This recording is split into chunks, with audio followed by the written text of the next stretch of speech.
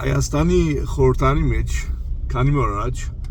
Դաշնակցական ղեկավար Արձվիկ Մինասյանը ասավ թե Դաշնակցության լոզունգ նկատվող մահ կամ ազատությունը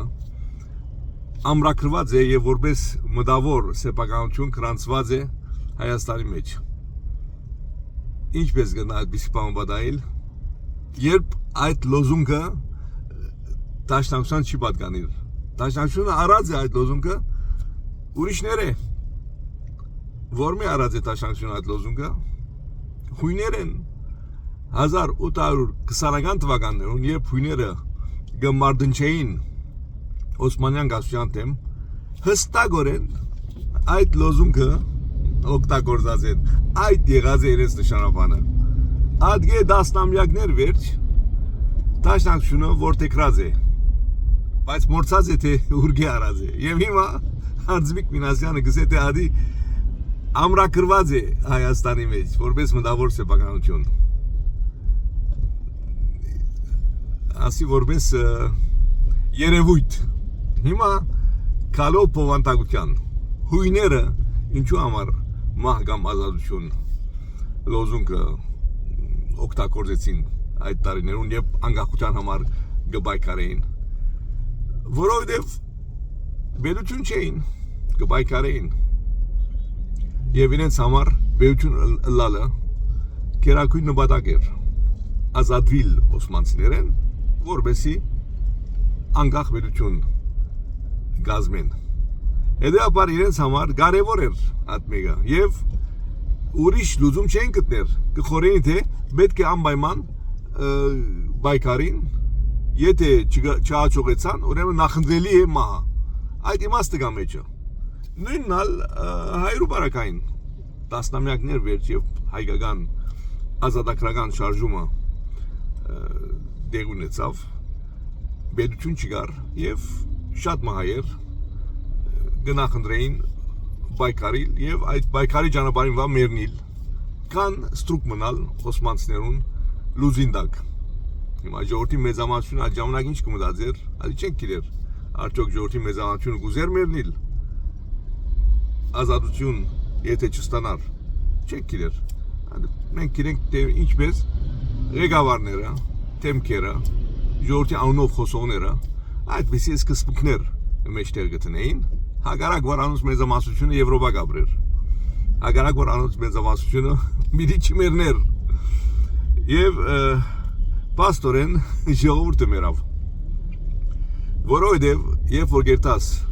սուլտանին գսես թե ես մահ կամ ազատություն կուզեմ եւ սուլտանը չուզեր քեզ ազատություն դար, պաստորեն կնշանակե որ սուլտանեն մահ կխնդրես եւ քանի որ ուժեր անհամեմատ են, հայտնի գլա թե վնասը ուր պիտի դե ունենա։ Ասե որպես բովանդակություն չի հարմարիր վերություններու, չի հարմարի նույնիսկ ասկերու, չի հարմարի նույնիսկ ազատագրական շարժում իրականացնող ասկերուն, որովհետև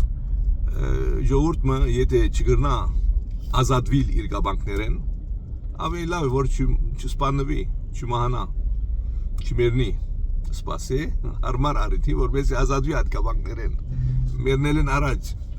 որովհետև եթե մեռնի, արդեն տատ չի մնար, արդեն լուծված գլա իր հարցը, ի նպաստ զինք գերեկողին, ի նպաստ զինք ստրգության մեջ բահոին, ասի որպես սկզբունք եւ որպես բովանդակություն։ Հիմա գալով Դաշնակցության քաղաքապարախոսության որպես միտք, ես հաջող միտքես կանցնի երևյալ ասենք նմանությունը։ Ենթադրենք որ հայ անձը ծնավ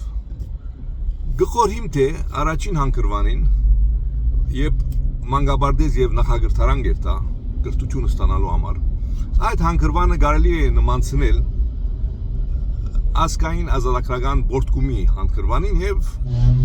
դաշնակցության ասենք ռոմանտիզմի հետ այդ ժամանակ այդ ուսանողը կամ աշակերտը իր ռոմանտիկ երազային աշխարհի մեջ է իր ծնողքի հովանավորության տակ է եւ աշխարհեն կապար չունի եւ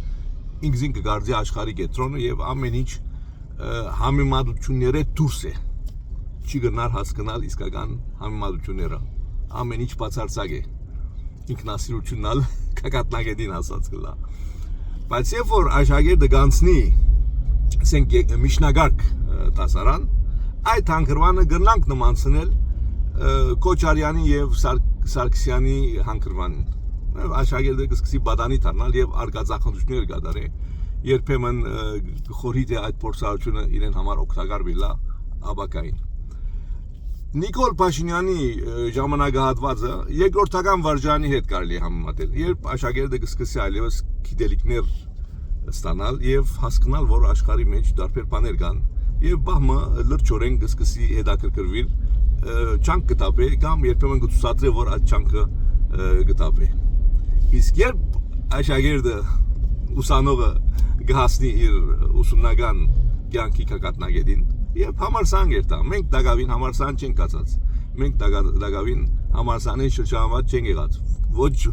մագիստրոսական մագարտագին հասած ենք ոչ դոկտորական ոչ դոկտորականին անտին այսին հայ անցը դակավին 10-րդ դասարանի մագարտակով է որպես աշխարհի ընկալում որպես հասկացողություն աս համեմատություն ուզեցի կատարել որպեսզի հասկանանք թե ռոմանտիզմը որ ժամանակահատվածին հետ կարելի է գաբել